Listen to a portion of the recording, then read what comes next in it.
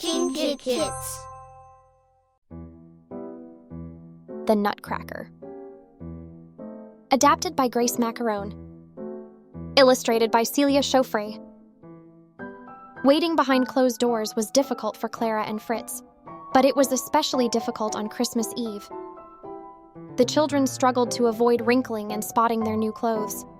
Clara was able to meet the challenge, but Fritz found it unbearable. Clara and her brother tried to busy themselves with their favorite books, but the activity behind the doors drew all their attention. Neither Robin Hood's nor Alice's adventures could pull them away.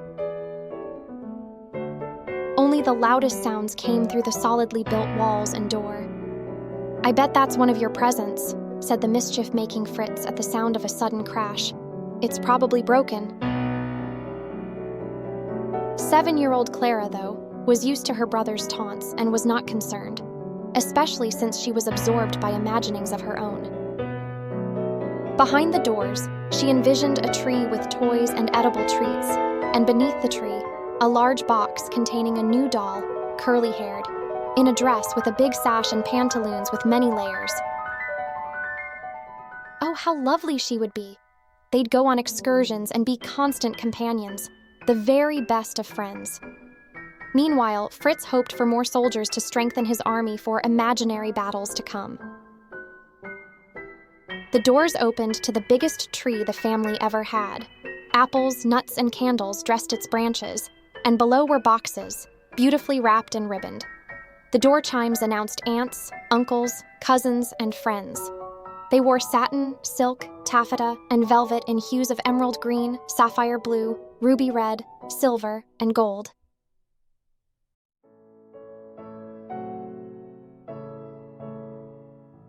The dancing began. Waltz, polka, mazurka, and polonaise. The angel on top of the tree, had she been real, would have seen the dancers arrange and rearrange themselves like colorful glass pieces in a kaleidoscope. But amidst all this excitement, Clara nearly failed to notice that someone important was missing: Godfather Drosselmeyer. Just then, the bell rang once again.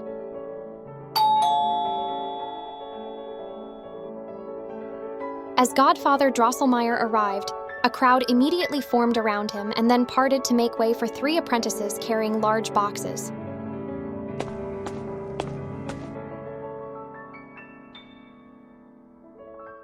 All conversation stopped as the apprentices set down the boxes and Drosselmeyer opened them one by one to reveal life-size mechanical dolls.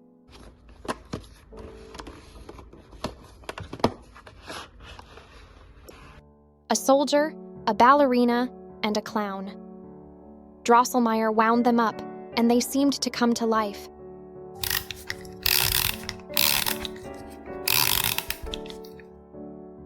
The soldier high-stepped and then jumped and spun like a top. The ballerina did a dance with delicate footwork and pretty pirouettes. The clown somersaulted, leaped, and did splits in the air. When the show was over, Drosselmeyer had one more toy to share. It was made of wood and dressed like a soldier, but its head was overly large, and the wooden soldier exposed its teeth like a smiling chimp. Godfather Drosselmeyer put a nut between those teeth and pressed a lever behind the soldier's neck. The nut, now free of its shell, went directly into Drosselmeyer's mouth. Every child in the room had a chance to try this unusual toy and to eat a nut too. After the children had their fill of nuts, they drifted off to explore other toys and games. Only Clara could see beyond the useful function and homely face to a soul that was good and kind. Taking possession of the Nutcracker, Clara cradled it in her arms as if it were a baby doll. But Fritz, always ready to stir up excitement, had been watching. He grabbed the Nutcracker from his sister and ran. Blocked by Fritz's army of bugle-blowing cousins, Clara wasn't able to free her Nutcracker from Fritz's clumsy grasp. Fritz dropped the Nutcracker, and it broke. Clara fell to her knees and wept, but Godfather Drosselmeyer, who had witnessed the scene, came to the rescue. He replaced the Nutcracker's dislocated jaw and secured it with a handkerchief.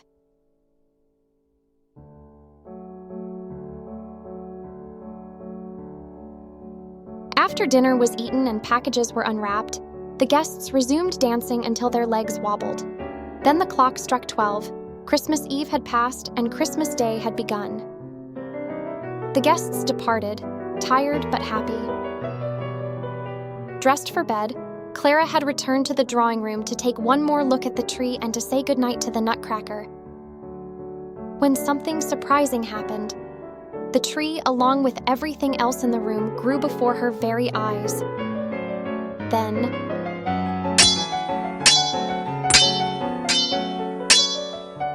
squeak, squeal, scritch, scratch! Giant mice invaded the drawing room. Fritz's toy soldiers snapped into action and defended their territory. Joining them, the Nutcracker fought the biggest mouse of all, the one with the golden crown. Though strong and brave, the Nutcracker was overwhelmed. So without any regard for her own safety, Clara threw herself at the Mouse King, who flicked her away like a tiny fly. Clara removed her shoe and threw it with all her might. She hit the Mouse King on the head, and he fell at once. The mice, taking their leader's stiff body with them, retreated.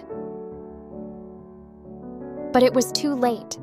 The Nutcracker lay motionless on the ground. Clara placed her head on his wooden chest and sobbed.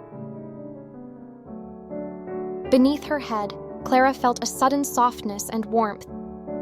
She looked at the Nutcracker's face and saw that it had been transformed. The wood was now flesh. The painted features were now dimensional eyes, nose, lips, and teeth. And they were much prettier. Just then, Godfather Drosselmeyer stood before her. Had he been present all along?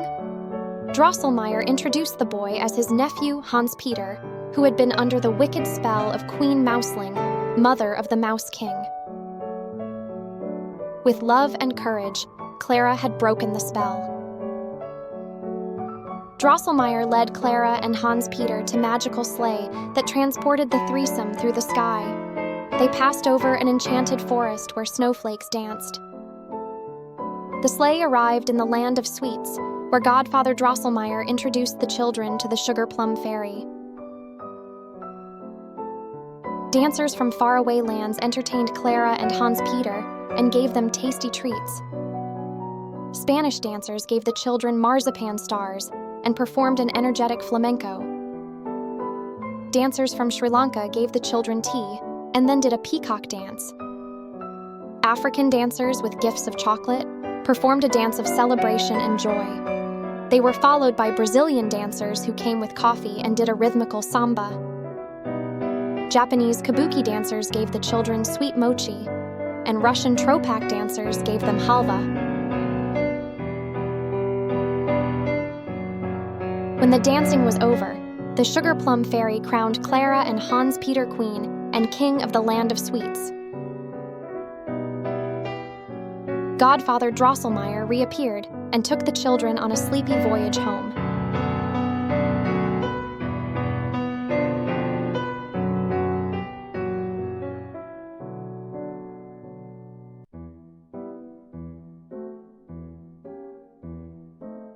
Clara awoke to the sound of door chimes.